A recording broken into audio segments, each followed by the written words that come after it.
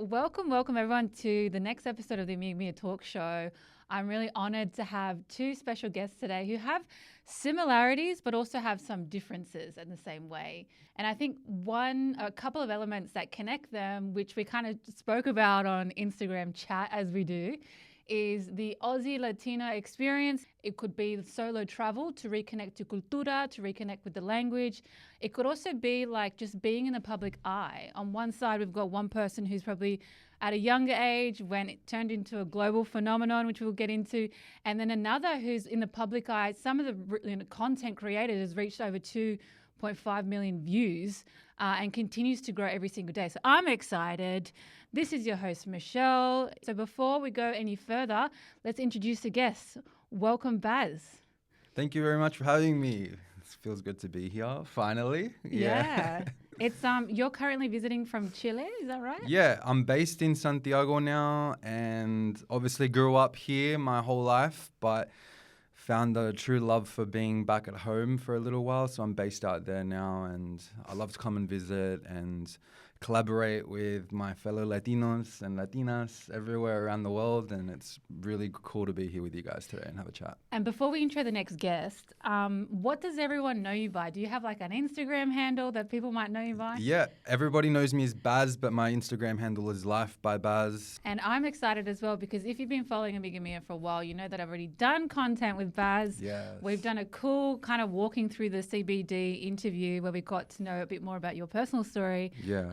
And then also like all the content that's coming out about Chile and even South America, and I'm sure we'll get into it as we move through the episode. Yeah. And then next we are welcoming Mia. Thank you so much for being with us. Thank you so much for having me. I can't believe this is finally happening. It's been almost a year now since this has been in the making. Yeah, it has. It has. With Baz. I know. And with you. What? Most random collaboration ever. It's crazy. I'm here for it. We know Life by Baz is these viral videos, traveling the globe and creating all this really cool content. How would people recognize you? I don't know what to say. I don't know what to say. People want to collaborate. And I had to. This is my childhood I'm right just here. here, guys. I reckon your social media handle will give it away. Yeah. How would people, and from a very young age, might I add, please correct me if I'm wrong, but around the age of 6 or 7 is when people started not only in Australia to know you. And it was a fun fact that it actually was created in Australia when I read that. We'll get into it. But what's your Instagram handle, girlfriend? So I've actually rebranded myself, and my Instagram handle is ¿Por qué no los dos Hey! girl? Yay! It's official, guys. That's right. So you may recognize Mia as the ¿Por qué no los dos? Why not both? Girl from the old El Paso taco ad. Yeah. Yes, that is me. That was me. 2006, 2007. Let's just say that. But I was 6. That's a long time. That is 20. It has been 20 years. 20 It is years. the Is it 20 years this year? Yes. Oh my 20-year God. Anniversary. What a milestone. I know. That's Time massive. Just like flew. You know, I'm 26 now, so. But I guess a big part of, coming together outside of those common themes is like you both connected as well. Like how did that happen? Like how did you find each other? How did that go down? Okay, I think what happened was... You say it first, because I have something funny to say. Oh, really? Yes, Okay. You start it first. No, the way I saw Mia the first time, I believe you spoke to her. And then, but it was very, very brief. It was very, very brief on Instagram, on your stories. And then not very long after that, I saw that she had followed me. Yeah. And once in a while, I get curious about who follows me, and I click on their profile. I'm like, who's this? Who's this? Just happened to click on Mia's because I didn't actually, her name was, your Instagram handle was something different back then. And it said in your description, the original ¿Por qué no los dos girl? And I was like, oh my God. Like childhood, like iconic. Like I was like, I'll follow her back because that would be so freaking cool to like maybe connect when I end up going back to Australia. And so here we are now, and we've done a couple of collaborations already. We get along really well. I think our vibe is really, really cool. I feel that. We have that chaotic, like, yeah. oh my like, God, this idea. spur of the moment type energy. Oh my God, like, Tom, guess what? I have this idea. Yeah. Yeah, no, so it's been really, really cool. Actually, for me, like, I know Mia probably gets this a lot, but for me personally, a little bit of a full circle moment because I do remember growing up in primary school and being one of the only Latinos and seeing that commercial with my family and always referencing Por qué no los dos. And it was a really, really cool way to, now that I look back at it, I feel like, maybe I'm wrong, but it was maybe like one of the first times that English-speaking countries and Latin America really, really connected, and they really enjoyed something and loved the connection between that line, the Por qué no los dos line, and they really, really felt like that connection together, and it's something that they shared personally together. And so I feel like for me it's a bit of a full circle moment being able to be friends with Mia and make content with her now, and it's been really cool. It's been really cool to get to know her. That's so cute. How cute is it? So And I'm gonna cry. it's so on the money Please as don't. well. Like, it is the first Spanglish ad that went global. Yeah. I'm pretty sure. And Yeah. hold, I ain't gonna forget right. this. You said you had a story as well. Oh my gosh. Okay, What is so this? this is funny. So obviously the beginning of our connection was through the article you made last Right. year. And then obviously I got, nice chunk of followers, but then at the end of the beginning of the year, you did sort of like a lineup of everyone you worked with last year, sort of thing. Yeah, for the year. And- That's right. And Yeah. I think somehow I saw Baz from there and the YouTube video. So I actually saw it in the beginning, and I think, don't quote me on this, you had like, now you've got how much? 25K or something? 23 point something, yeah. Well, back then, I swear you were like below that. Yeah. Like, Yeah, I've had a lot of growth. Very can't thankful remember, for it was everybody. in the Yeah. thousands or something. Yeah, I think when me and Michelle did the first one, I was on 7K. It was at 8K Yeah. when I saw you. Yeah, so You saw the YouTube video? I did. And you know what I did? This is kind of embarrassing. I'm kind of embarrassed. No, I actually- you got to spill it, girlfriend. I actually messaged Baz. Like, I messaged you in that, January? Yeah? Yeah, I was like, hi, Baz. I just watched your YouTube video. I really love what you're doing. I also went traveling by myself last year, solo. I totally relate. And, you were putting all your experience being an Aussie going back, all these things that I related to. And I was just like, I really love what you're doing. If I ever go back, because at the time I wanted to go back and live in Costa Rica as well. Right. I was like, I'm going to the mines. I'm going to get all this money and live there. It was crazy. And then I just sort of was Wait, did I like, reply to you? No, you didn't. Oh my God, I'm so You sorry. didn't. This was No, that's- January. It's okay. He didn't see it. It's all good. She's probably left in your request inbox for years. Yeah, no, sometimes it gets was like- it gets crazy sometimes now, I have to admit. It was like 4 months or something in the inbox. This is the crazy part. I said, if I'm ever back in Central America, we should do collabs or something. I removed it. I actually unsent it. And then you put whenever we message, polls, questions, Q&As. What do you think about, Central Americans Yes. traveling or Aussies? What advice would you give to Aussies traveling to Latin America, South America, Central? And I put lots of questions, and he replied to one on that day. I unsent the message, and then he replied to one of my questions. Yeah. And then I messaged back with a shorter version. Yeah. And I was like, let's just remove all of that. I feel like it was too much. And then That's he ended funny. up replying anyway. I have a followed you question. back. When you replied, do you remember when you replied to her the first time? I remember replying now to the Q&A thing because I got a forgot what I bunch of said. questions, and I think you asked me something about solo travel and women, I think. No, no? I think it was more like, what advice would you give to Yeah. a Chilean or Okay, something? yes. And then I replied to that, and then that's when I checked her profile. Also, And then it I was something like asked that. you, was it scary for you taking that leap of faith to move and actually live in Chile? So, Yeah. sorry. So just asked so I him can, that. you had not left for your solo travel yet when you asked that question. I did. I just returned. You just So returned, actually, right. Baz and I returned around the same time Right. from the trip. In that January, December, January, when I January. came It's And back. I when I do want to returned. get into that because I think something that you both have in common with all those themes is like the solo travel and the reconnection back to cultura, which is massive at the moment, and I think you guys are doing pioneer work in that space. That's how y'all connected through Insta DMs. You asked about, Wait, sorry, can I just cut in? Yeah, Why yeah. did you unsend the messages? Yeah. This long. wrong, and I didn't even She like got embarrassed.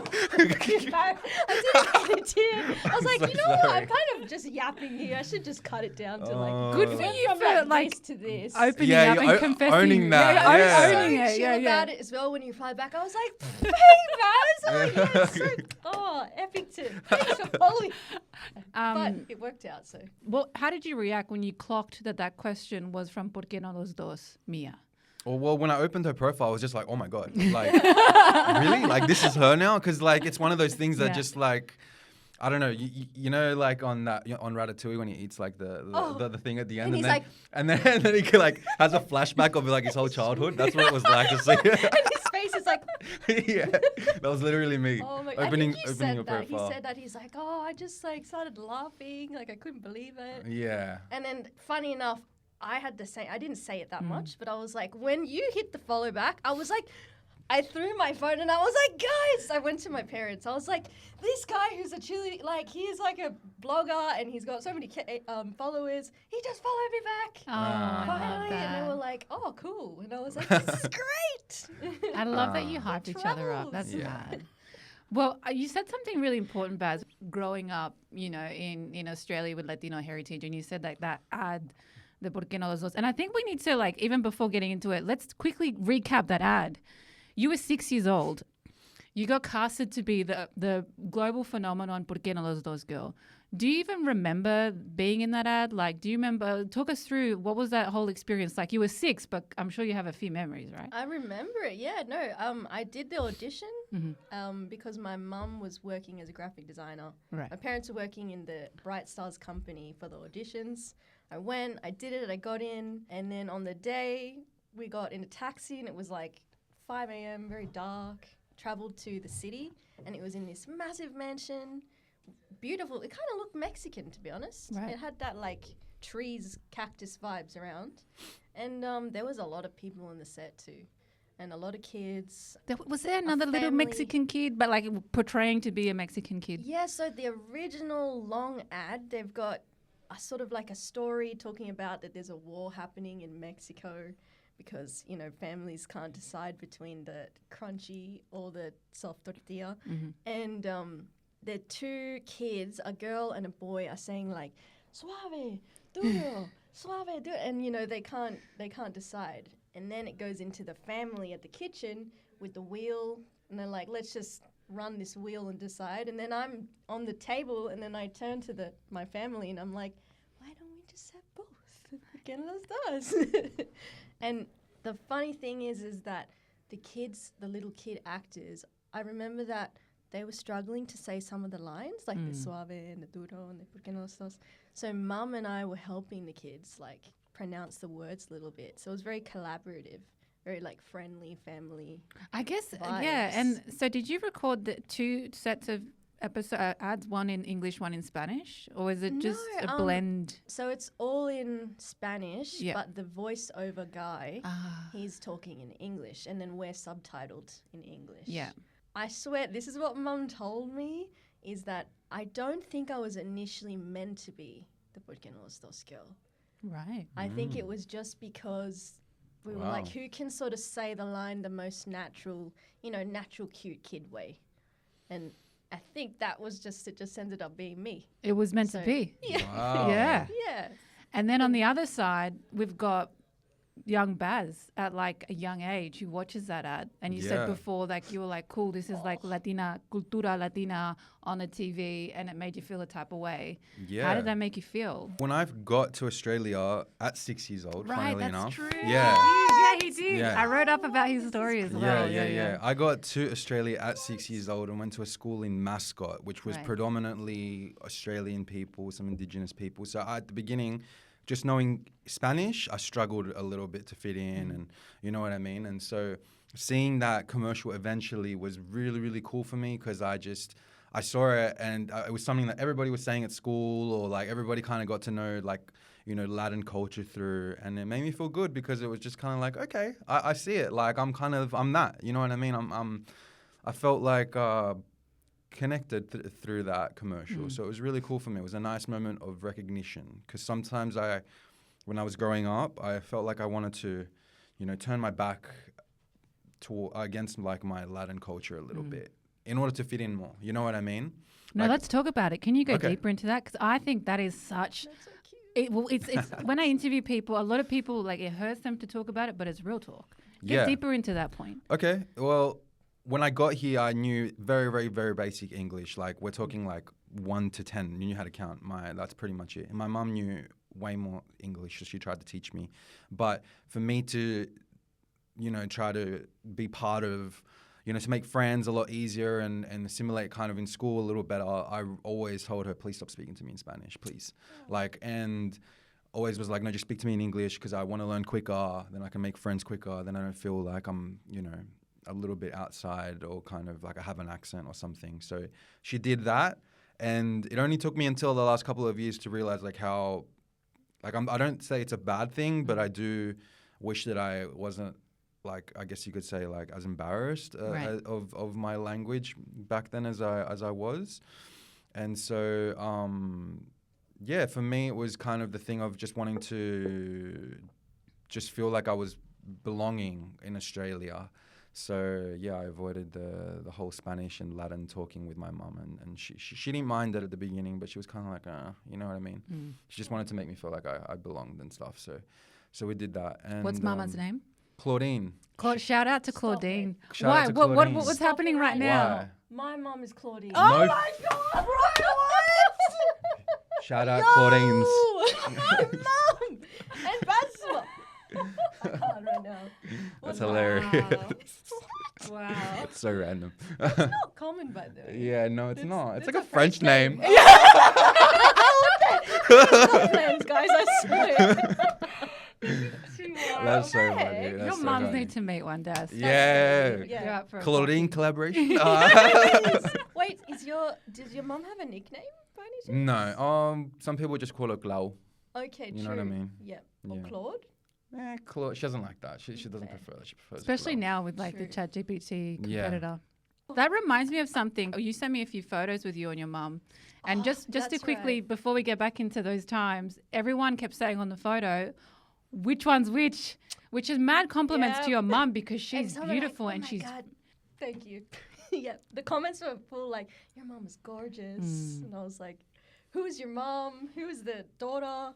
Yeah, I yeah. remember that. Yeah, because she's stunning. Like you both She's are very, really very beautiful, Latina. very like, Latina, but it's yes. so Latina coded. Like you always see those photos of like Sevilla Vergara and stuff who are a bit older, and it's like, well, she's just Latina. That's why she looks good at that The age. genes. The genes. The genes are strong. Yeah, and so then you watched that ad, Mm-hmm. and do you remember like that time? How did it make you feel? Like all that. No, it made me feel good. Made me feel belonging. good. It was kind of just like, yeah, cool. Like that actually made me kind of step out of my show a little bit more. Like obviously on the inside and be like, okay, like being different isn't that bad because a lot of people are embracing it Yeah. and they really love it. You know what I mean? And it was so impactful. I saw it all the time. That ad was on all the time. It Yeah, was. it was. I swear. It was. Like I still you say have it to this Foxtel? day. I did have Foxtel, Same. but I still say it to this day. When we made our collaboration, there was like 5 people that commented. They were like, "Oh my God, I still say this line to this day." My mum says it to this day. Like Yeah. some people will say it and they don't even really like know the trace of it. You know what Yeah. I mean? So Yeah, it I made a think really there's an big age cultural category impact. as well. Like I think Yeah. under my age, people start to not know so much. Yeah, I think you're but right. in like my age and up, then yeah. Well, let's go back everyone into knows. that, like talking about it being like a cultural reference. But even before that, at home, like when you were that age, were you speaking Spanish at home? Like, what was your family dynamics like at that age? Actually, I'm kind of similar to Baz Uh-huh. in that way. So the thing is that when I was 2 years old, I actually lived with my grandparents for 2 years. My Costa Rican and Honduran grandparents. Mum was busy working and she worked in the city. So my grandparents lived in Bateman's Bay. I don't know if you know Bateman's Yeah, that's Bay. It's like down south, like 4-hour adjacent to bus. Canberra, right? But on the ocean. Kind of, yeah. Yeah. It's a very quiet, beautiful place. But yeah, I used to live with them for 2 years. So being like a baby and up until 3 or 4-ish, I remember coming to I went to school in Randwick. Oh, and okay. Coogee, so kind of similar to Baz as well. It's Very not like far light. off. Yeah, similar Yeah. demographic too. Similar Yeah. demographic. Yeah, mostly white, some Aboriginal, some, Yep. yeah, but not really Latinos. I didn't, not too much. Yeah, I think I only had one Yeah. Latino, maybe one. Same. Tops, I feel like always. Yeah. two or I grew up with them, so they actually were speaking Spanish to me, like from a baby as well. And I feel like I just found the other day I had an ESL certificate, so I was an ESL. word. But Can you break it down you for go to people who don't ESL? know what No, ESL what is is? that? I forgot what the. Do you Oh, is remember? that the Spanish? It's English. I went to ESL English too. English as a second language. As a second language, I was an ESL. So what happens is when you go to primary school and they notice you have with me, because I didn't speak English at home, they Yeah. noticed my little bit of my accent. I wasn't pronouncing the words correctly. That's right. It Oh, would have been similar really? to you. And then you they must go, have been in it too. Yeah, maybe. possibly. would've A lot put of you in Latino it. kids end up being in ESL. Okay. And sometimes for like 1 year, sometimes for 2, 3. This depends on your experience. But I Yeah. wasn't there for one. I was there for 1 year. So I think I was 1 year as Yeah. well. Yeah, I've got the certificate. I saw it. So yeah. there's that. So when I finally moved back into the city with mum, like on a everyday basis, then I was, English all the time, basically. Unless sometimes grandparents would come and help look after me as well. They'd all take turns. But yeah, I definitely heard Spanish my whole life in my ear. I did stop speaking similar to Baz from like that age, maybe 6 Right. to like 25. I never really spoke Spanish here, except if it's to like family members or visitors from overseas. And even then, I felt kind of shy and almost ashamed. Like, I'd rather just like reply in English. Can we highlight on that one for a second, because that's a powerful word. What brought you the feeling of shame? For me, it was more so that if I was speaking to a family member or, a visitor, I didn't want to be rude. Like, I'm sorry, my Spanish is pretty bad. I don't want to offend you. I don't want to disappoint you. I'd rather just reply back in English or, I just felt sorry. I'm like, I'm so sorry that I can't reply to you the way I should be. Right. Like, that's the pressure I felt, to be honest. It's a very selfless way of looking at it as well, because it's like I Yes. want you to get the best version of Spanish, as opposed to looking at for. Because a lot of first gens feel that. You feel like, it's, my Spanish is not good enough. So I'm just not Yeah. going to speak it at all. That's exactly how Yeah. I've been majority. Even now, returning back to Australia, it's been hard, to be honest with you. It's crazy been because you're hard. ¿por qué no los dos icon on the globe for a Spanglish ad? Yes, but if I'm in a room full of Latinos, I feel okay. I'm like, you know what, guys, I'm not that great, but Love. they can understand me. Mm. They're like, you're doing good. Don't worry. Don't stress. Don't stress about it so much. But So you're at this age where you're speaking with your Central American grandparents and your family, and then eventually, like, you notice, or maybe your family notices because you're so young, that this ad starts picking up. It gets shown everywhere. Foxtel, baby Baz young Baz is watching it, with Mama Claudine, and then even young Michelle is watching it as well. I saw it. I mean, I didn't have Foxtel, but I saw it when I saw it. And then all of a sudden, like, it grew in popularity. How did your family react at the time? Like, have you had these conversations? How did they kind of navigate that? Mum was pretty chill about it. She was pretty good. My dad was he was so my hype king about it my whole life, even now. He'd pause the Foxtel, he'd be like, hey, Mia, look who's on the TV. And I'd be like, I don't want to see that. And he'd, forever, he'd be like chopping at the kitchen and he'd be like, Mia, do you want to have capsicum or cucumber today? And I'd be like, oh, It never ends. every time. Never ends. Never ends. And I'll bring this up later, but just to like put it, this is a gift from my dad that he got for me for my birthday, so it never ends. What's your dad's name? We'll give him a shout out. Chad Davis. Chad Mr. Da- Chad Davis. Mr. Chad Davis. Yes. And that's not far off the Filipino culture to the Latino culture. Have you heard the expression Filiprimos? I just found out about that Yeah. from, it was Cindy Chef. Yeah. She sent it to me. And Yeah. she's like, look at this, Filiprimos. And I was like, that is cool. Yeah. I'm going to start saying that to everyone now. Have you heard Filiprimos before? No. So if it's like Filipinos, but primos, because they obviously had a shared history Yeah. with the colonization Well, from Spain. And all I was just about to say, isn't the Filipino language like somewhat like it kind of like they say some Spanish words? They do. Yes. So Things like I'm that, thinking right? Tagalog. They say Tagalog, yeah. Tagalog. They say ban is ban. Yeah. Like, Yeah. like it's very similarity. Yeah, similar. That's they really say cool. siguro. They say like everything. Hamon. They say hamon sige. too? They say sige.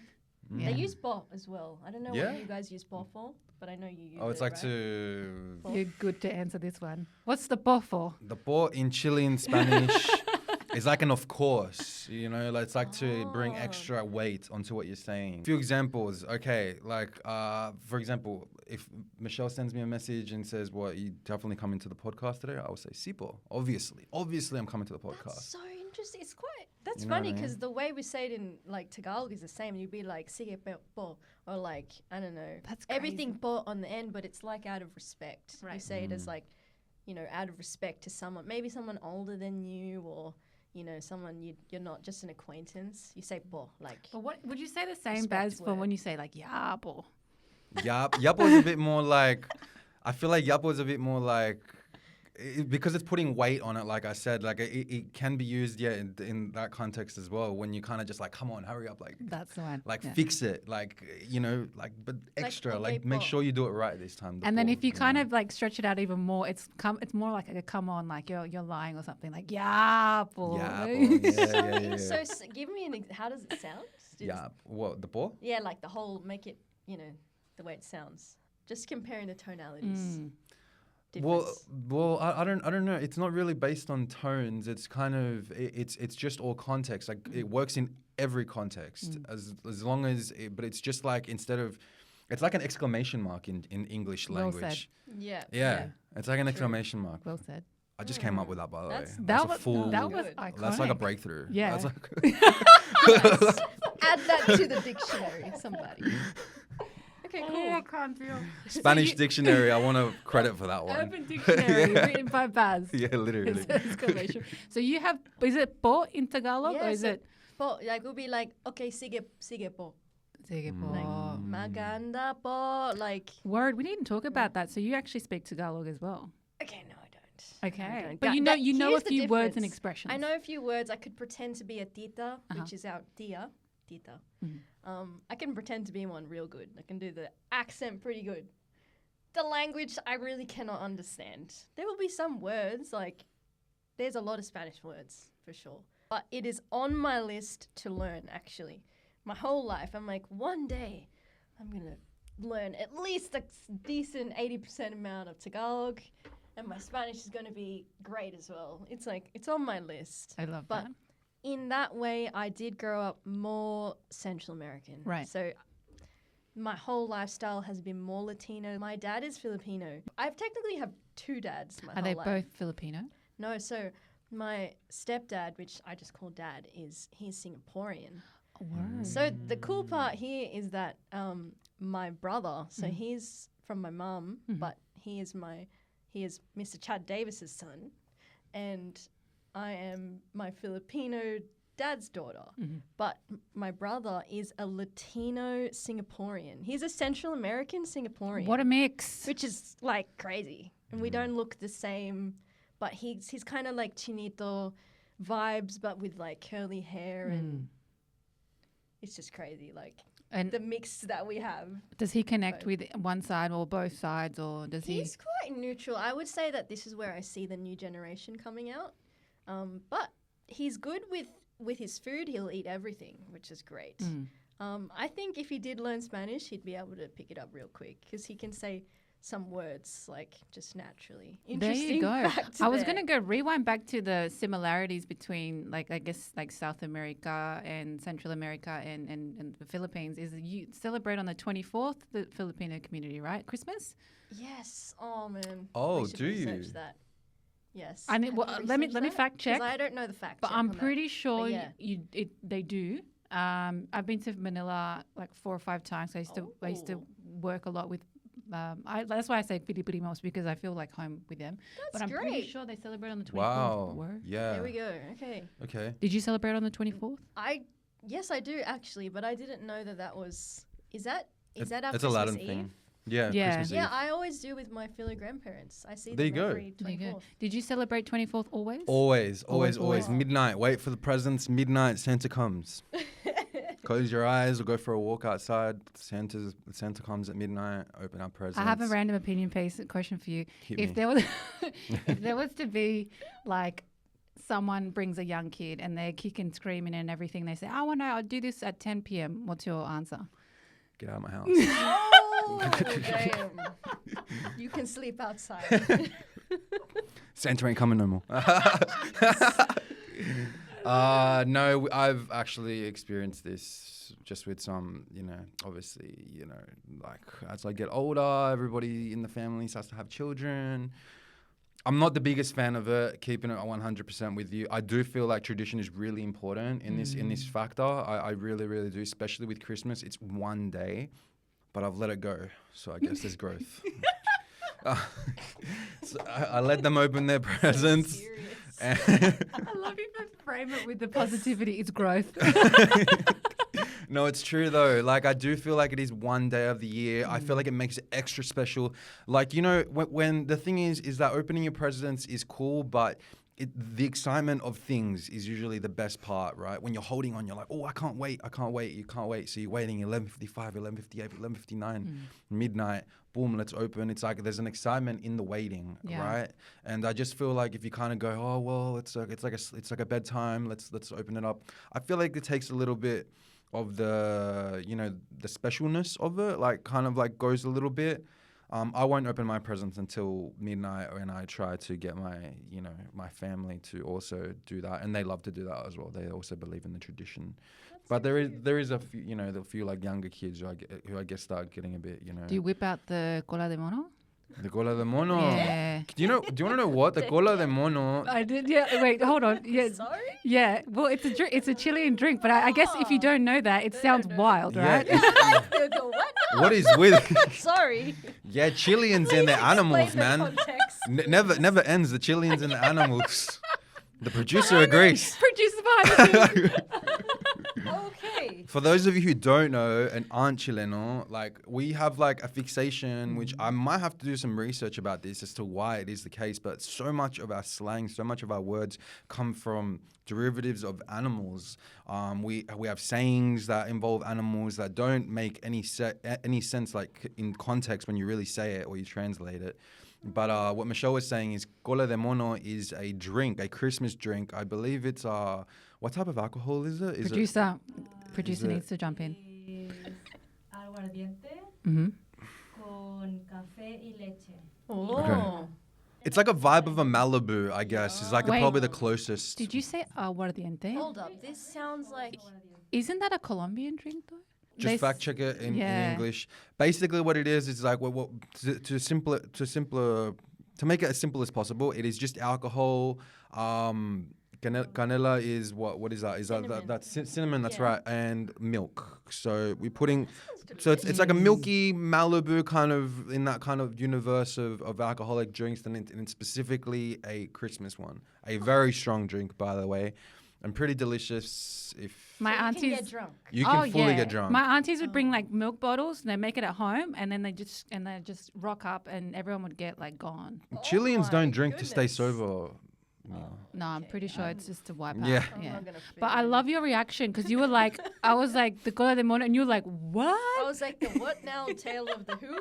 Producer, Sorry? what is it? Yeah, so puede ser con aguardiente, Mhm. yes, o con pisco. Depende. Pisco. There we go. That's There we the go. that's the Pisco. Chilean twist. Yeah. Right. Pisco y ron. Yeah. You guys say pisco is like alcohol? What's pisco? Pisco is a type of Chilean alcohol. Right. Mm. Okay. Have you ever tried it? I haven't tried it. Oh, it's on your to-do list then. This kind of sounds like, well, it's a Christmas drink, right? It's a Yeah. Christmas drink, the cola de mono, which, by the way, if you do speak English and you don't understand what the hell cola de mono is and why we're freaking out, it translates to tail of the monkey. Tail of the monkey. No, like, Yeah. Nothing to do with the You were drink. like, cola de qué? what?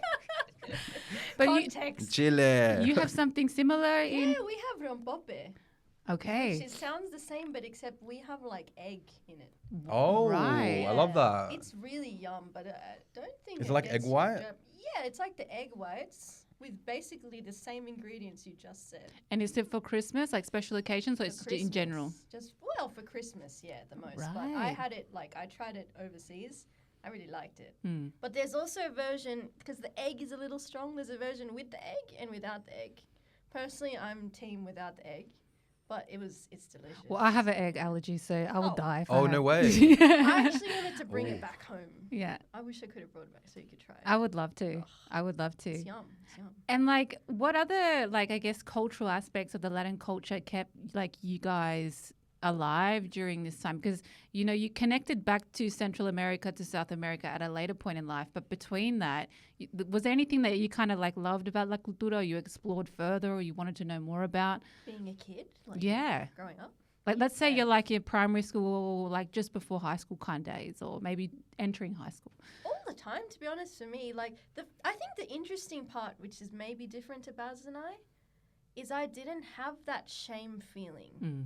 I actually I thought it was really cool, and I was proud of it. But I don't know if that's perhaps because I'm half mixed. Maybe I was like, well, being mixed is so cool. But I think also maybe my family, the difference is that's it. They didn't feel like, don't speak Spanish. Right. My grandparents were more like, speak Spanish all the time. And all my tios would be like talking to me in Spanish. And even mum, if I got in trouble, she'd be like, pow, pow, you know, like she'd try as well. So like, or she'd, you know, going to sleep like, duérmase, it's okay. Duérmase, qué Yeah. lindo. Yeah. So I don't know. I feel like maybe that's, but I was born here, so I don't know. I feel like because you came at 6, so that's Yeah. probably harder. Yeah. Like you had to immerse. Yeah. Yeah. and Well, I came with no assimilate. knowledge of Australia, no language, blonde people everywhere, like, you know, blonde, blue eyes, and I'm Yeah. kind of like, Especially in that area. in the eastern yeah. And suburbs. so, and because of that, you know, at the beginning it was difficult for me. I really did experience like some bullying at the beginning. I really had to like fight back and stuff, like a lot, like. Can you give us any examples of bullying? Oh yeah, for sure. Like just like obviously if I say something wrong or just it usually just be a group like a 3 or 4 person group and they just start saying stuff at me like taunting me, but it didn't happen often because Chileans are fighters and so no. So my mum and dad obviously aren't for violence, but they did say if someone messes with you, just like defend yourself if you have to. So I'm not a fighter, I'm a lover, but if you do like come at me in a bad way like that and aggressively try to do something, I am obviously going to defend myself. Love that. And so I've had to, in the past defend myself in those ways. And then I guess once you do it a few times, then people kind of catch on, okay, it's not that easy. You know what I mean? To do it all the time. And you said you had like maybe one person in school who was Latino, or did you have anyone at school at all? I'm literally trying to think of who this Latino was. I know that there's always one. Yeah. Siempre hay un Latino or un Chileno, something like that, you know, as they say. I'm trying to think of exactly who it might have been, and I can't really. I definitely know there were some people from Spain. Yeah, Spain. I was Yeah. going to say that. It's not really Latino, but you know we speak Spanish, so I guess kind of there a little bit. Maybe more high school. Yeah. Did you have any Latino people in primary or high school? Primary school, I think I had one. I just cannot remember. But I just remembered it now, which is crazy, which was at 10 years old. I met my best friend that I've had forever since I Shout was out 10. best friend. Shout out best friend, Charlotte. And she's actually half Chilean.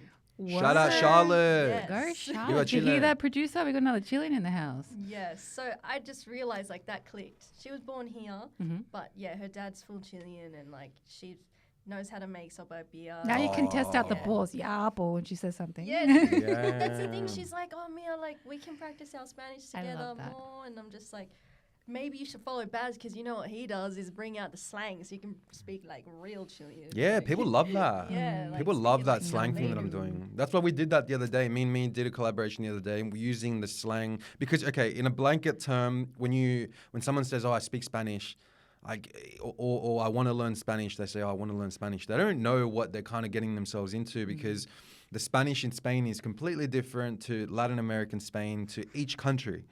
And there was a great example with what we did on our collaboration. Just the bro or the mate in Chilean is usually weon, and In Costa Rica, it's Mai.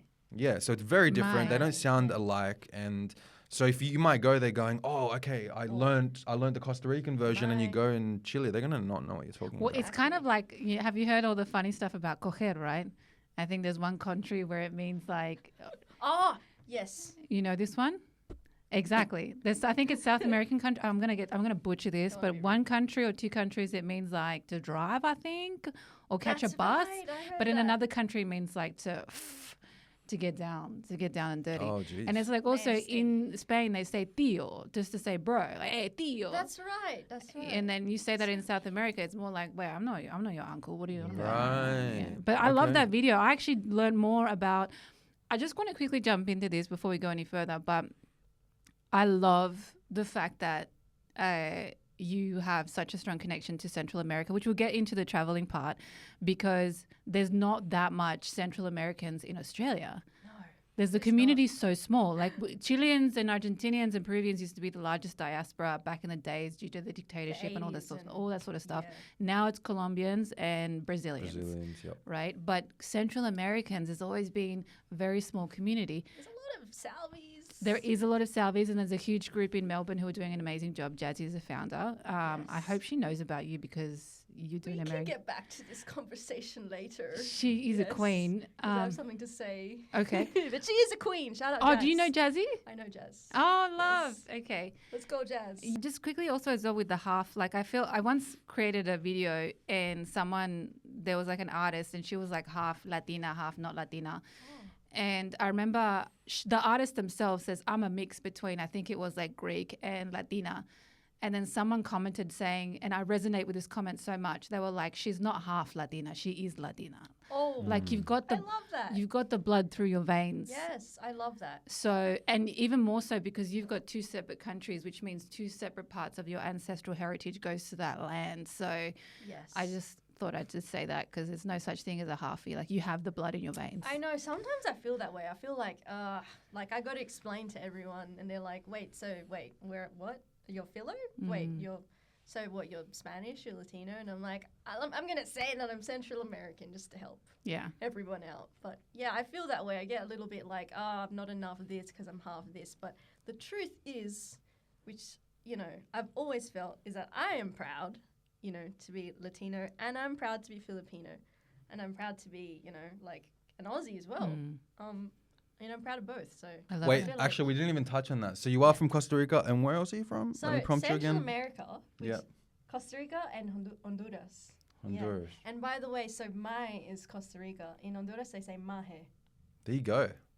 So different, slightly There's another one Nice. as well. similar, but I've got to come back to that. But yes, that's the Central American side. And Honduras and Did either of you travel, like before you did this solo travel to like Latin America, did you travel before that with your parents to Costa Rica, Honduras, or to Chile? Like, I traveled with my mum. I traveled with my family like after I got to Australia at about 9, and then I never went back again. once and then never again. Yeah, once. Crazy. It just never really called to me, Yep. and actually, Yep. not to try to freaking chuck a gigantic rewind here, but I wasn't like I always just was like trying to avoid it. I don't know why. I just was like always Real like talk. actively kind of just like, no, I'm good. You want to go back? I'm good. You know what I mean? Like it just didn't ring to me, and it was the same thing that Mia said a little while ago is that she didn't want to say the wrong things, right? Because it was really, I guess now that I think about it, a really odd contrast and parallel, because I started my life in Australia wanting to fit in, and then 3 years later at 9 years old, I didn't want to go back because I felt like I lost that Spanish. You feel me? So I was stuck in these like weird limbo of trying to fit in on both sides, and I guess that's why I avoided going to Chile as well, because I also didn't want to butcher the words. I felt like, oh shit, like I'm Chilean, I can't like not speak it properly or have an accent now. You know what I mean? Yeah. you had anxiety a bit. Yeah, a little bit. And I was like, oh, all these people know me and I don't really know them. And like, it's kind of weird for me now. And like, if I can't communicate what I got to say properly, I'm kind of just standing there going, I don't know. And that's crazy. That's crazy, but real feels at that age. Yeah. Like That is. people who That's a don't lot have of anxiety and Yeah. pressure. Think about other kids who may not have that experience where both parents for the many generations have been grown up and lived in Australia and then you have, experience where your parents, are effectively immigrants, or yourself, you're a young immigrant. So that's understandable, 100%. Did you ever travel back to? Yeah, this is funny because I was 10 years old and I didn't go to Honduras yet, but I went to Costa Rica for 3 months when I was 10. I went with my grandparents. And I remember it was towards the end of the year. And you guys are way too similar. It's creepy. And I had been bullied. I experienced bullying as well. Right. I think it's a common. I actually think it is a common experience from a little while ago, as people that like come from either a first or second generation in Australia.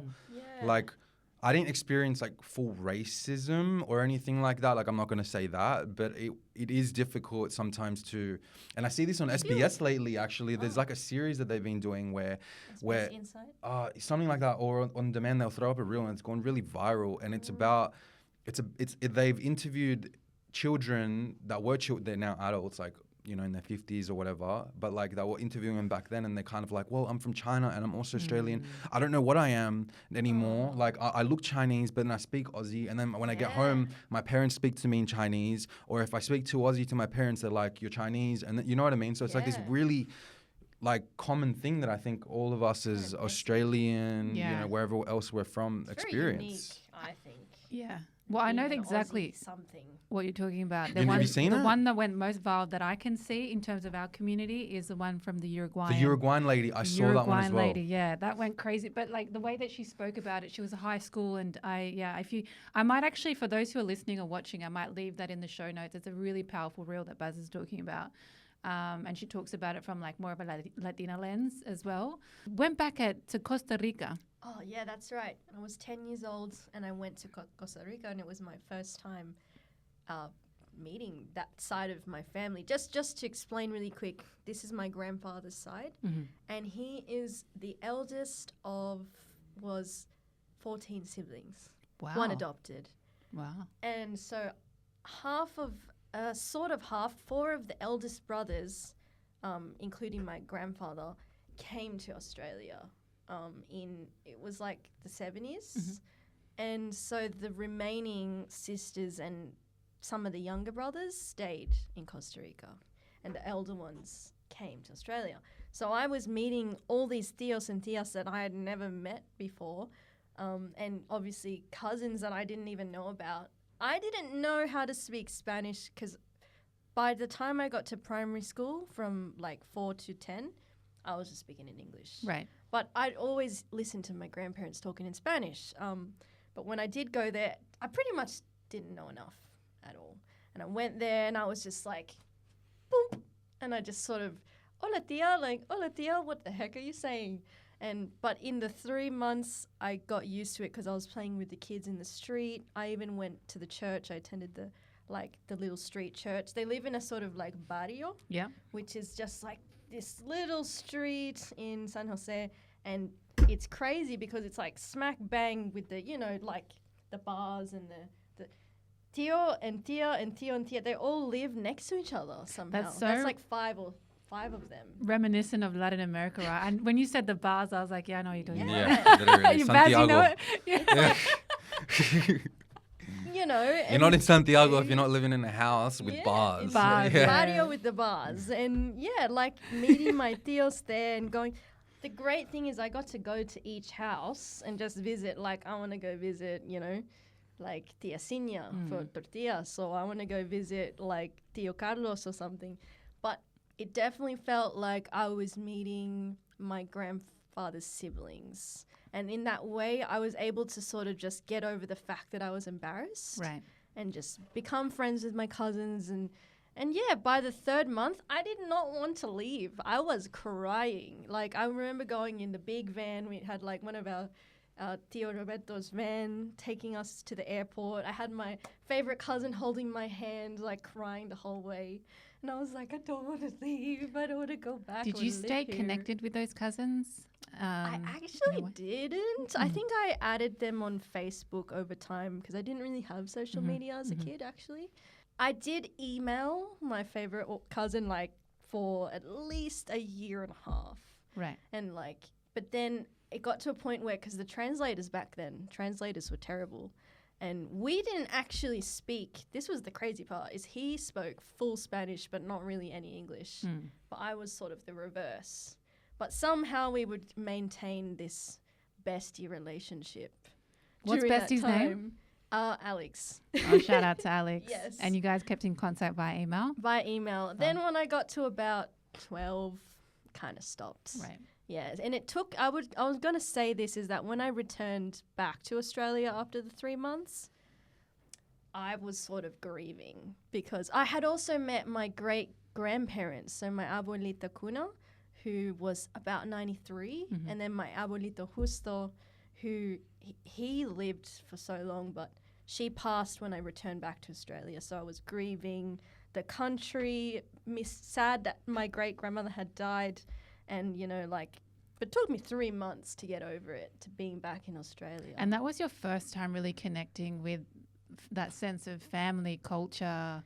Yeah, it was that like... cultura, that element, that strong element, right? Exactly. It was basically like similar to what I experienced in Australia, because my grandfather and obviously his brothers and their kids, I sort of experienced that. But in Costa Rica, it was like that version on steroids. So it was just like this influx of, you know, love and music and dancing and, you know, like slang words. And yeah, it took me a while to get over it, being back home. And just going back to my great-grandfather, he passed away a few years ago, but he made it to 107. Go, Grandpa, go. That's 108. Wow. So Holy. yeah. I need that diet. Yeah. That's crazy. We need to share that. What did he eat? Fun fact, Costa Ricans' lifespans are longer than the average Latinos. They go about to 80 and above. But I think it's called the blue zone, is that something about the age. What I learned about Costa Rica was that it was like in the Western world, it's now known to be this like wellness country that people go to find themselves. You know, the rainforest and the like wellness retreats. Yes. But then when I speak to my Costa Rican friend, she's like, the country is just built that way. And it's not really like we're trying to ask people to come here to rejuvenate themselves.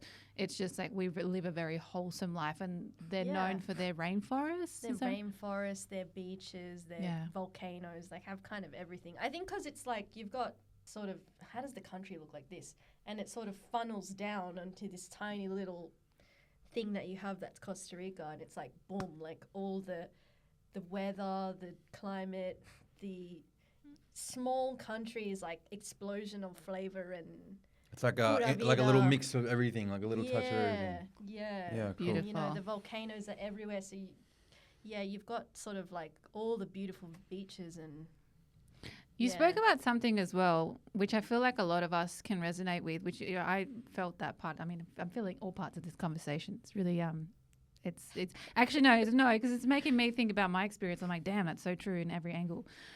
Is the staying connected with family, or like, because I remember growing up with Facebook, my mom would be like, oh, you know, habla con tu tía or tu tío, con tu primo. And I had a primo Andres, who's a few years younger than me, and he's in Chile, and he always used to like email me as well, and he used to Facebook me. Aww, and I hate to say this, and it breaks my heart, but it's true. I just CBF because of the language barrier. Oh my God, the same. translator doesn't work. Totally. Especially back then. Right?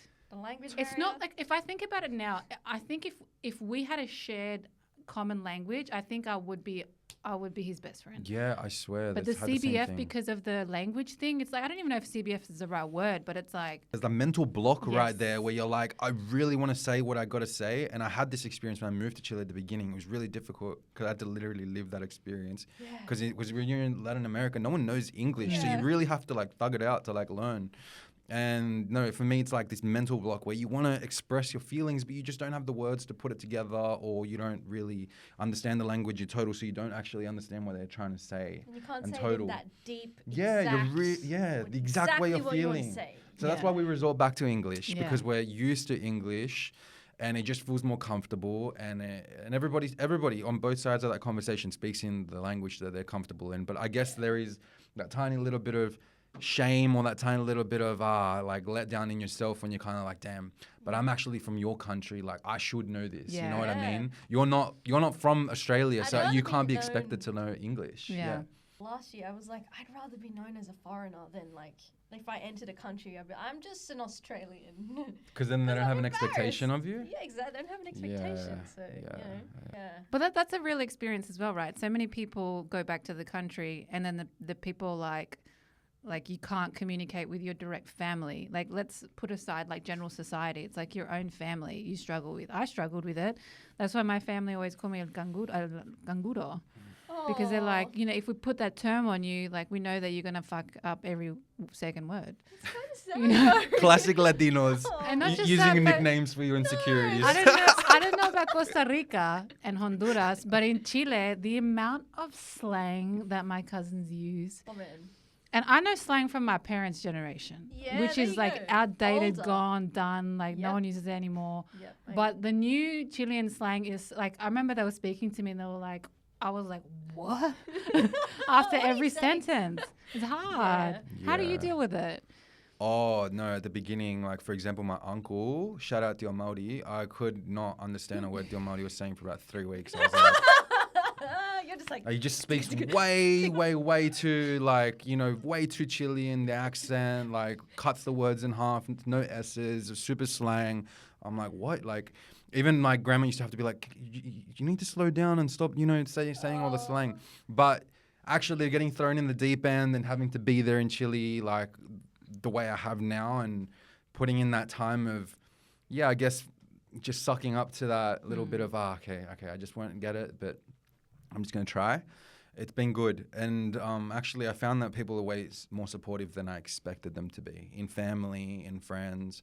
I'm not afraid anymore to show that I don't know something. I'm happy to put myself in that light of like a how do I explain it? Like, I'm happy to describe myself as a person when it comes to Spanish as like I'm not like really. a Padawan.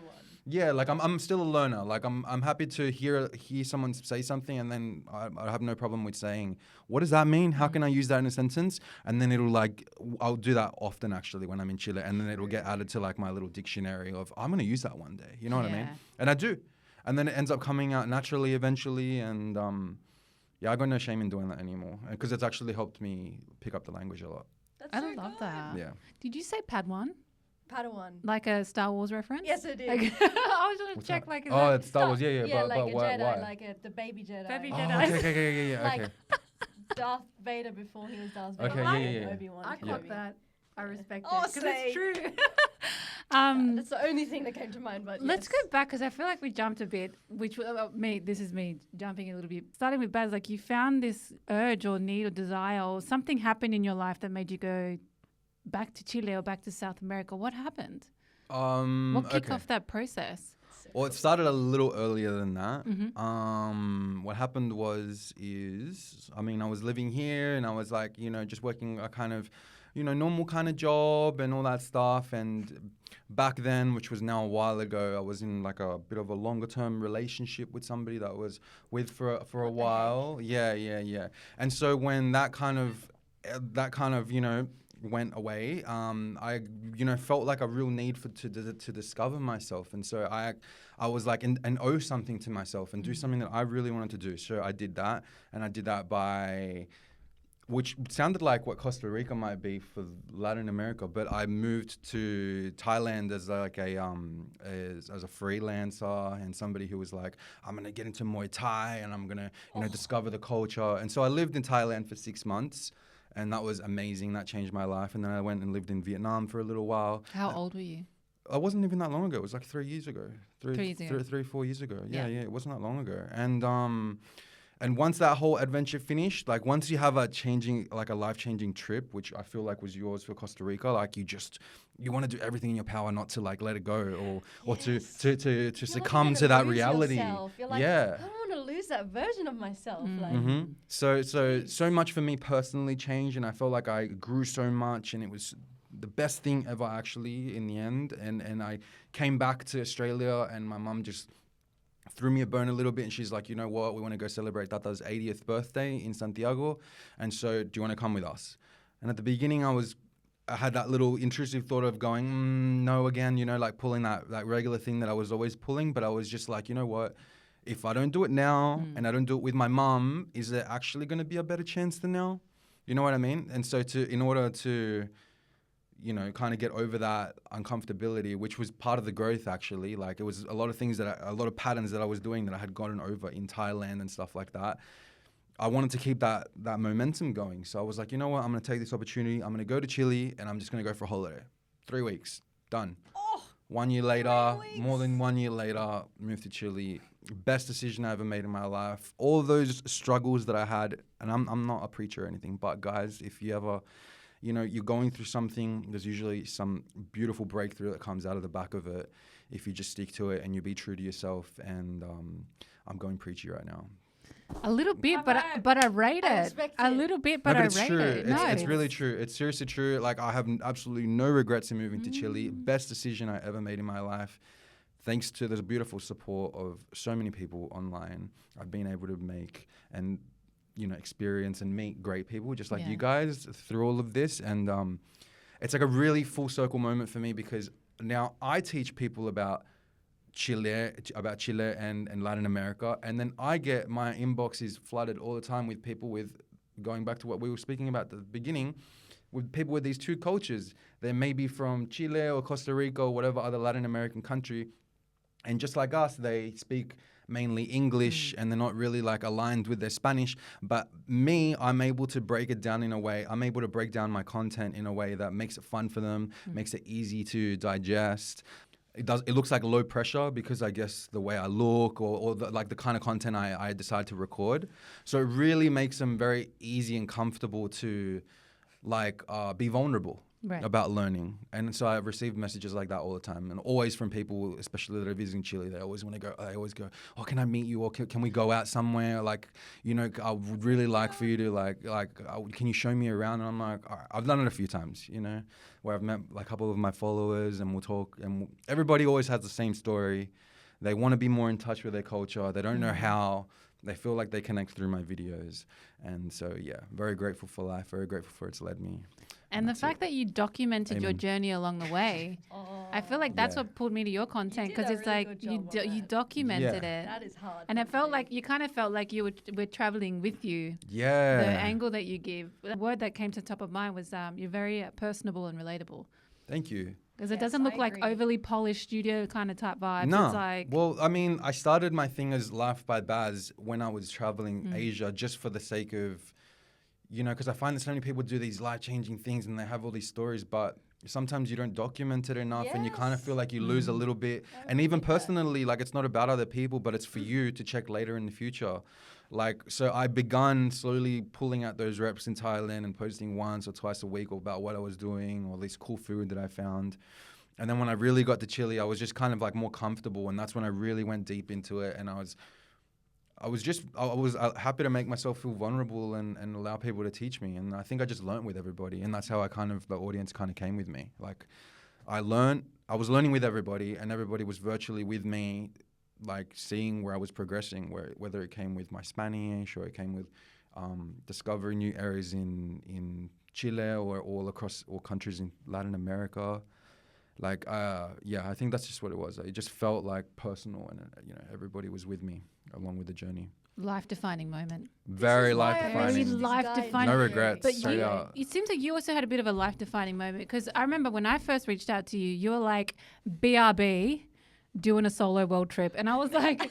Wait, BRB, because I was on a bus going on another 6-hour bus going on a plane to another. You were doing all the things. Like, whoop whoop when you messaged. I was like, I'll be right back, Michelle. Like, but it also seems like a very life-defining moment, which is just another similarity that you both have, which is that you not only it was a solo trip, which is huge. But if I might add, as a young woman, which I feel like, you know, adds a little bit of layer. Like, let's be real. Like, it can add a little bit of layer of complexity to it. Yes. But also, like props to you for the courage of doing that. Like, I do want to say that. I think it's, you know, very commendable. But I would imagine it would come with like a lot of challenge, right? It did. And just going back quickly to similar to what Baz said, you know, my whole life I've been interested in the world, in culture in general, and like going traveling is something I always wanted to do. Like, as soon as I finished high school, I just worked, like, you know, normal jobs, did whatever I can. Sometimes I did 3 jobs at once just to get all this money. But then, you know, I also similarly got into an 8-year relationship sort of thing when I was quite young, like a teenager in school, like 16, something like that, 15. Yep. And, you know, by the time it was done, I was about 23 and I was afraid, you know, like, and I always wanted to go back to Costa Rica as well, but it was so hesitant because, you know, it's hard. Like, it's hard when you're in a relationship sometimes, and especially at that age. But I had developed this big fear, like, I can't go traveling by myself. Like, I can't go traveling as a female alone. Like, I need to have, like, a man with me all the time. Like, no way. And then it actually was my Filipino grandmother who was the one about a year before it happened, maybe 22. Can you give Grandma a shout out? Yeah, Betty. Oh. Yeah. Shout out Betty. Yeah. Shout out Betty. Mita. I call her Mita, but in Filipino, grandma is Lola. But yeah, Betty. She was the one that said to me, Mia, you know, you should go traveling. I've seen so many girls your age that have gone backpacking on their own. You know, they meet friends. And I was afraid. And I said, Mita, I can't go by myself. I need to go with, you know, a guy or something. You know, I need somebody with me. But once I had finished this relationship, it sort of changed the way I You thought. saw life, yeah. And I did a little quick brief trip to Italy for a month. And that was the first time flying that far by myself. This was about a year before. And then that was a nice little intro to traveling. Why Italy? Fun fact, my dad also lived there. So on my filo Okay. side. Oh, wow. Yes. Nice. He lives in Friuli, Venezia, which is close 2 hours from Venice. Right. It's in like the middle of nowhere, but it's on the border of Slovenia. So it's very Sound of Music vibes. That's I cool. can You would imagine. know. Yes. Yeah. Like quiet, absolute, the most beautiful place you could ever imagine, but isolating as heck. So yeah. But it was a good intro for me. And yeah, then eventually I was like, I've got to go. I have to go. Like, you know, I'm 25.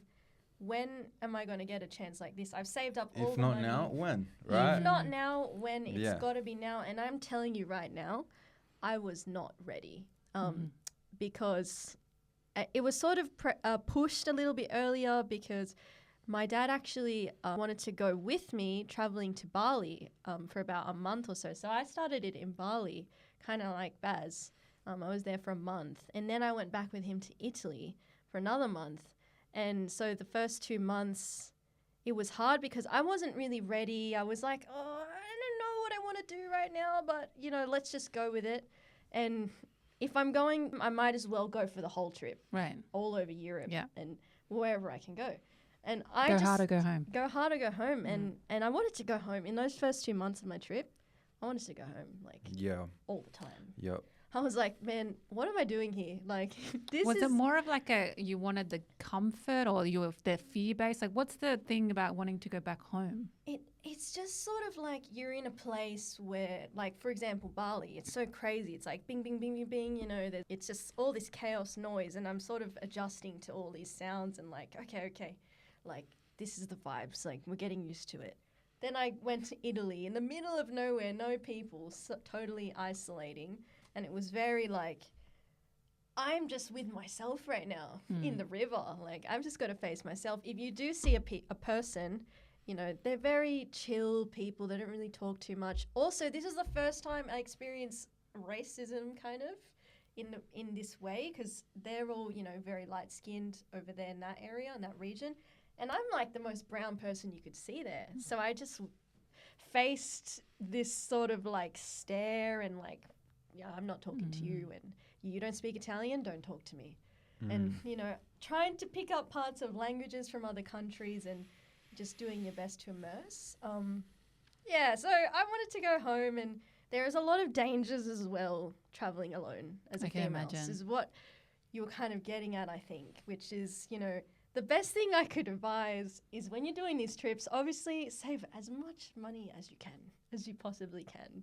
Like, you can never save too much, but that. And as a female, if you can learn some kind of self-defense, Right. you know, just even the physical side of it to be able to get out of bad situations, definitely. But even for your mind, you know, to know, you know, to have that peace within yourself. Like, I haven't done Muay Thai so much, but it is something that I've always wanted to learn. Yeah, it's And really like cool. Muay Thai, BJJ, like all Yeah. that sort of stuff. But I would recommend that. And just going to at the end of my whole trip, I wanted to learn martial arts. So eventually I'm gonna get down to do that. Nice. Yeah. So Yeah. if anyone knows any good like martial artists around, just send me the ads. Yeah. I got you. Don't worry. Yeah. Thank you so much. Like I will go to Thailand. I will. It's to learn it there. a hard topic, but it's a needed topic around self-defense for women. Yes. Yeah. Because you're putting yourself you're facing fear like face on, right? Because you're going into the unknown when it comes to solo travel. That's what it is. And even though at the end of this I go, oh, Thailand was the best, which it was, but there is moments and there's reality there where there's really hard days and you're really alone, or things happen, or you get sick, or you're sick and you're by yourself. I remember I was sick for like 7 days there by myself, like no one around, like in like an apartment by myself, and I was just like, this is fuck. Like I just want to go home, like literally. And when you come out of that, then you're like better, and you have great days, and you have it's all growth and bad. Yeah. Growth. Yeah, and in It's overall, amazing and scary both. yeah, and then you finish it, and then overall you're just like, wow, like that was an experience, It's like, even with the good and the bad. Yeah. Yes. Highly recommend, by the way, if anybody's out there like in a similar situation to what me and Mia were in at one point in their life, and they're looking to learn something about themselves or challenge themselves in any way. Honestly, personally, I'd say solo travel, like I already said, changed my absolute life. Absolutely. I highly recommend it. If you're afraid, just do it. Just Just go do for it. Well, look at these prime examples that Get we have through right the here. first 2 months of wanting to go home, and then that's when it really began. For me, after the 2 months, It's really empowering. I was like, okay, I went to London, and then I went to Turkey, and then I went to, I don't even remember now, Spain and Belgium, Jordan. Anyways, the flow of it started to feel good. Yeah. There is ups and downs, but just try and get through it. You make friends. You meet strangers, you know. And the thing is it is scary because you're like, oh my God, strangers, but you kind of have to take that leap of faith and befriend people because you need help. That's the reality. And you what can't was be it? too, you know. What was it like when you finally reached Costa Rica again?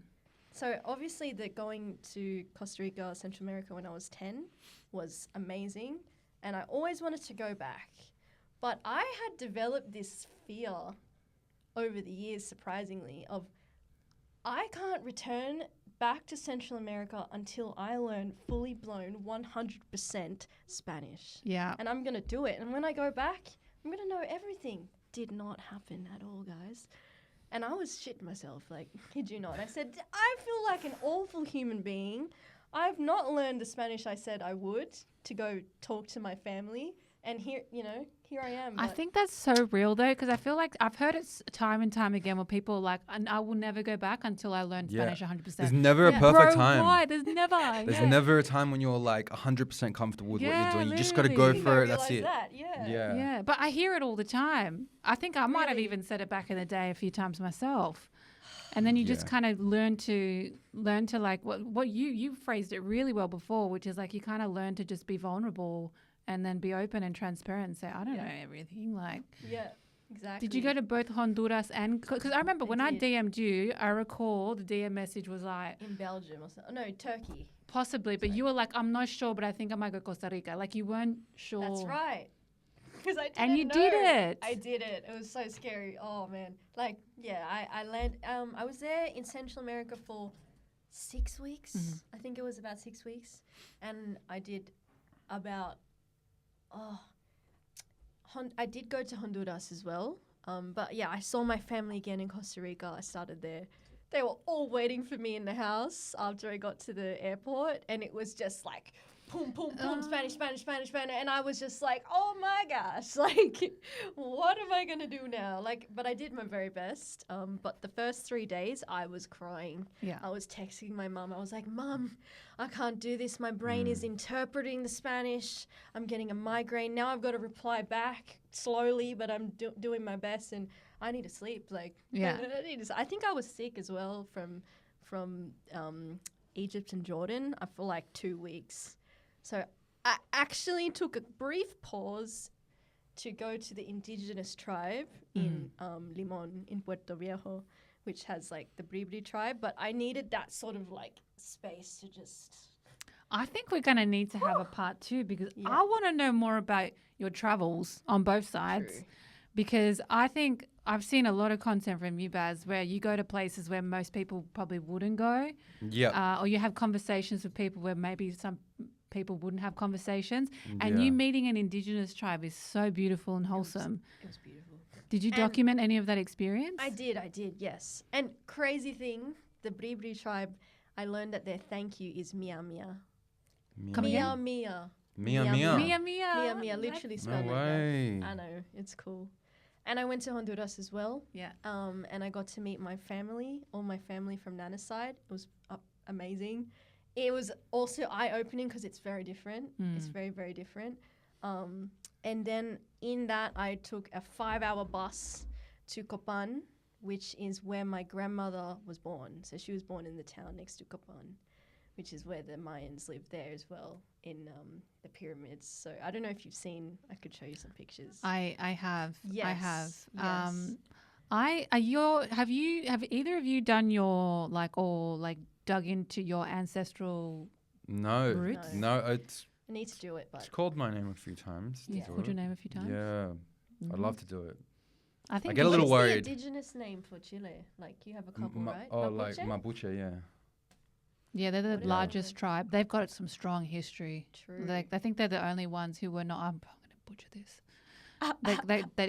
Well, this is what my brother says, anyways. That because he lived there for a while, that they couldn't get colonized. Like they're really strong indigenous tribe, the Mapuche. Yeah, yep. There's certain areas in the south of Chile that remain, I think, like owned it. I think producer, is that correct? Something like You got that. it right. We're the only kind of like indigenous people that didn't get colonized because every time they're trying to kill like the leader, Mhm. they don't have actually a leader. They take over. If Oh. the leader is dead. That's cool. But yeah, they're still alive in the soul. They still have like everything. People with the names, with the culture. But the Mapuche, the Mapudungun is not speaking anymore in Chile. Right. No. But yeah, they like us indigenous people. Yeah. Sick. It's like my brother always told me like to be so proud of the indigenous Mapuche in Chile because they're one of the most what's the word, resistant? No, not Relevant. Oh, sorry. persistent. Oh, I'll get the word. Oh. But there's a word. Yep, I know the word. They're strong and then Resilient. Resilient. Yeah. Yeah, I was like, right part. So you're gonna say something about the ancestry. You're like, oh, I don't know, but Oh no. I like it has. It's crossed your mind? I've crossed my mind to do Yeah. it. I have been. I mean, imagine if I'm not Chilean though. No, I So- can't. You look so Chilean. why would that happen though? You mean Most like, Chilean looking person I've ever seen. yeah? Get out of my comment section. No, people write that all the time. You look more Chilean than a Chilean. I'm like, Yeah. okay, thanks. Yeah. Yeah. I wasn't going to do it for privacy reasons because I've got one brother that's like, don't do it because, the government has your data and da-da-da-da-da. I've heard that about the Oh, DNA right. and something. I don't know. I've heard And that. then the other brother did it. Okay. So I kind of get a sense of where I'm from because, like, if he did it, like, I have 3 brothers and sisters and, like, we're all from the same parents. So I figured, like, I kind of know where I'm from. Yeah. And he kind of, like, fucked it up for me. The government knows my data now. But would you ever consider... I would. I actually Yeah. want to know. I just haven't gotten into it, but Yours would be there's interesting. A lot of Yours stuff. would be beautiful. Maybe I'm just who knows, but the cool part is like my great grandfather is Nicaraguense. Mhm. My great grandmother is Costarricense. My grandmother is Honduran, but from Copan. But her father was brown, darker skin, so I don't know if there could be something there. Whereas her Wow. mother was lighter skin, so a little bit more colonized vibes. Wow. I love you And have then so many Philippines. deep roots in Yeah. Central America. Yeah. I didn't know it was Costa Ricense. Costarricense. Costarricense. Yeah, if I say with that Costarricense, they have a funny. I don't know if you know Costa Ricans. It's like 3 types of R's. Yeah. it's hard, but yeah. So I guess, And Hondureña and Nicaraguense. yeah, Nicaraguense, I love saying that. It's just fun to say. It's cool. Yeah. I think Yeah. Chilenos is just Chilenos, right? There's no fancy other way of saying it. No, Chilean, no, sorry. Yeah, that's it. Oh, can I before we get into a wrap up? What's your thoughts when people say Chilean? Oh, I don't like Chilean. I had someone in the comments get upset with me the other day because I used the word Chilean, and he was saying I should use the word Chilean, and I'm like, man, that doesn't. I can't just go creating words. Yeah. Like, you know what I mean? It is Chilean. Chilean is not right, guys. They say it in the US, I think. Yeah. Yeah. Oh, Chilean. Chilean. Sometimes in Australia they'll say it too. Oh, like, oh, you're Chilean, and I'm like, Yeah. Are you Chilean? But it's a honest mistake because we say ease in Spanish language or in Latino language or whatever. And English language very different. That's true. You know, the E is an I and the I is an E. Yeah. So they're saying it right in their way. right. But it's not the way it's actually said, which is the same for everybody in every country when they speak about another one. So I guess as we start wrapping up this episode and we've gone through like a little bit of your journey, what's like one of the hardest truths or learning that you got from this experience? I'd say face your fears, be open to being vulnerable, and another hard truth is that you're never ready, so just go for it. Nice. Is that a hard truth? Well, it's something that people don't want to hear. You'll never be ready. Yeah, no, yeah, That's I agree. Yeah. So Yeah. true. You'll never be ready. There's never a perfect time. You'll never be ready. Go for it. Now is the best time. Do it. Catch you in Chile. For Yeah. me personally, I can't really speak for everyone else, but for me, it's a very unique, different one. I've always felt sort of this strange displacement feeling my whole life. Probably going to Costa Rica affected me that way, and the Philippines I went as well. But I've never really known where I belong. And I don't know if that's whether I'm a creative person or because of my heritage or because I was born here in Australia or whatever it is. But I've realized that when you get out there and take that leap of faith to try and do what you're scared of, the more you do it, you sort of seem to realize home is where you feel comfortable to express yourself and, you know, make the friends that align with you and you know, just be you. I realize like home is not just one place. It's really just where you feel, you know, at peace and feel heard, and that's what I learned. And I feel like I solved that. I was like, why can't I meet friends like me? I'm such a weird person. I never fit in one category. Where do I belong? Like very existential crisis. So if I might, it's not about traveling back to Chile or to Costa Rica, Honduras to find yourself. It's to continue finding yourself and your sense of belonging. It could be wherever you feel that you are best yourself. For me, that was in Costa Rica. But it was also in other places I didn't expect, like Jordan and Turkey, you know, like just immersing yourself with the people and getting out of your bubble and meeting other people that sort of inspire you to think outside of the box. Yeah. And you're kind of like, oh, yeah, this is cool. Like, this is so different to what I know. And then you end up relating in a way as well. Like, so, yeah. It's unlocked a whole nother world for you. It has. That sort of existential crisis I've had growing up my whole life, I sort of solved it. I sort of learnt more about myself. And, yeah, this whole new version of yourself that you'll never know. You kind of have to do it. And I recommend traveling. I think it's the best way, you know, solo traveling, if you can do it.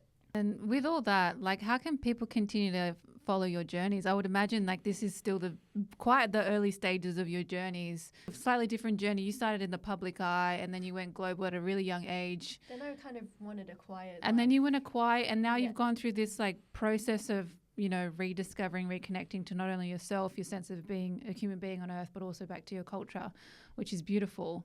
It's like a full circle. Now it's like, it went from I sort of want this quiet, private life. Now I just kind of want to share with the world. Like, yeah, my girlfriend. culture, the world. I've seen you on cultures of the Sunrise. world. And all your TV shows lately.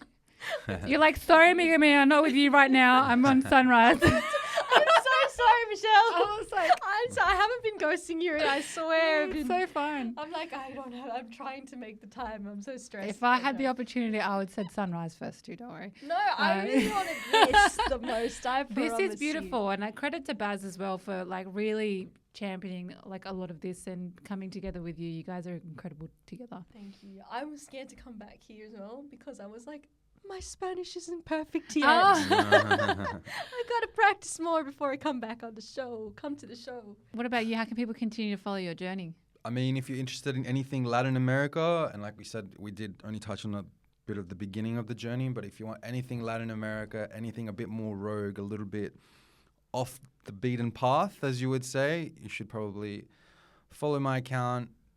I don't know. Some fun stuff, some silly stuff, some really interesting angles, and something authentic.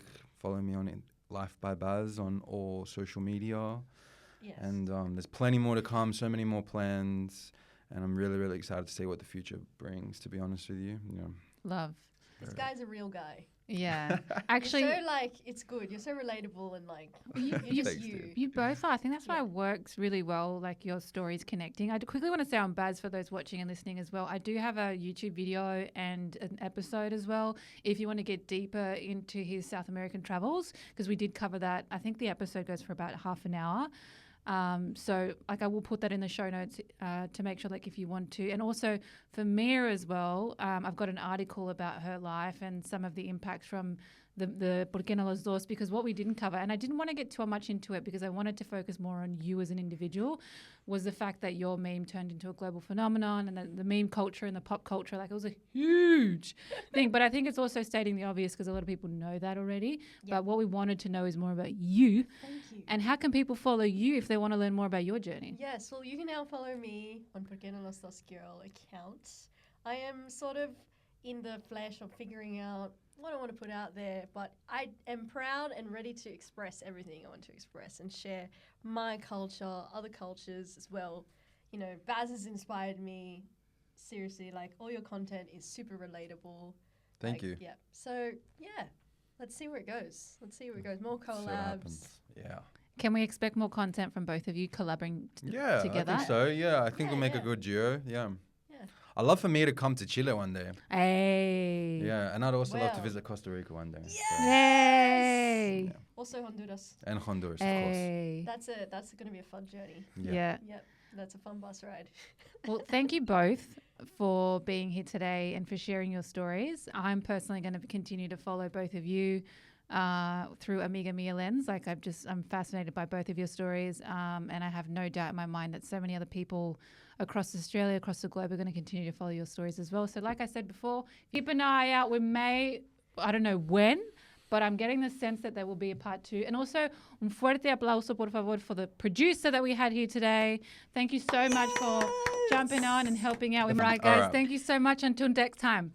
Thank you so much. Bye.